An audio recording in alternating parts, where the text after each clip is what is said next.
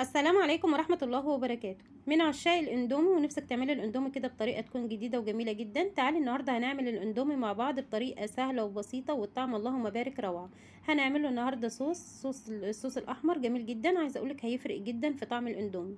لو اول مرة بتشوفيني انا عزة ودي قناتي، يا ريت لو عجبك الفيديو ما تنسيش تضغطي لايك وشير وكومنت حلو منك كده يشجعني على الاستمرار عشان قناتي تكبر بيكم. ويلا بينا على الفيديو نشوف هنعمل الاندومي التحفة ده ازاي. اول حاجه كده طبعا هنجيب الاندومي، هاتي الاندومي بالنكهه اللي انت بتفضليها. الاندومي اللي انا استعملته النهارده اندومي بنكهه الخضار. عندي ميه بتغلي دلوقتي، هنبدا نسلق الاندومي سلقه كامله، نسلقه بالطريقه العاديه جدا.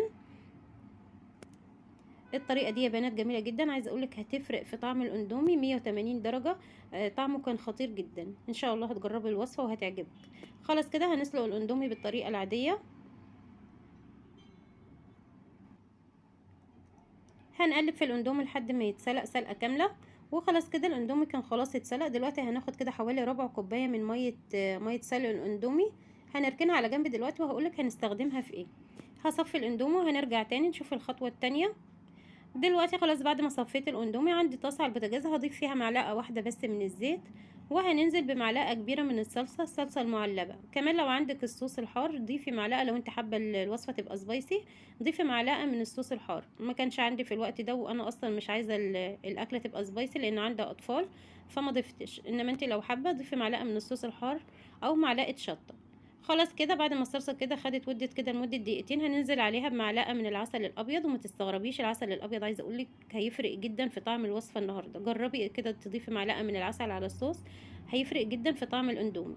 هسيبهم كده ياخدوا يدوا مع بعض لمده دقيقتين، وبعد كده هننزل بالبهارات. البهارات عندي نص معلقه من البابريكا، نص معلقه من الثوم البودر، وكمان عندي بهارات الاندومي، وهضيف ربع معلقه كده من الفلفل الاسود. زي ما قلت لك لو حابه الوصفه سبايسي ضيفي معلقه من الشطه او معلقه من الصوص الحار.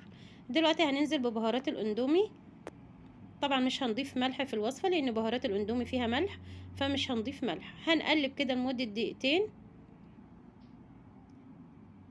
شايفين لون الصلصه ما شاء الله اللهم بارك روعه. دلوقتي هننزل بالميه اللي احنا شلناها من الاندومي، وهسيبهم يغلوا غلوه واحده بس كده قبل ما ننزل بالاندومي. هتلاقي كده الصلصه قوامها تقل، وكمان لونها بقى متغير. شايفين لونها ما شاء الله، لونها بقى احمر وجميل جدا. دلوقتي هننزل بالاندومي وهنقلب كده لمده دقيقتين 3 لحد الاندومي ما يتشرب من الصلصه. وعايزه اقولك دوقي بقى احلى اندومي دقتيه في حياتك، طعمه كان اللهم بارك روعه. هنقلب كده فيه بالطريقه دي لمده دقيقتين 3 لحد ما يتشرب من الصلصه. شايفين لونه ما شاء الله اللهم بارك جميل جدا، ولا الريحه كانت خطيره. هنقلب بالطريقه دي كده لمده دقيقتين 3 لحد الاندومي ما يتشرب تماما من الصلصه.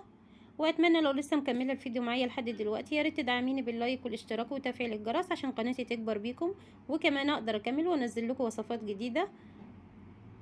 شايفين الاندومي ما شاء الله شكله جميل جدا، ولا الصوص ريحته تحفه، وكمان طريقته سهله وبسيطه وتغيير. شايفين الاندومي ما شاء الله مفلفل وجميل جدا.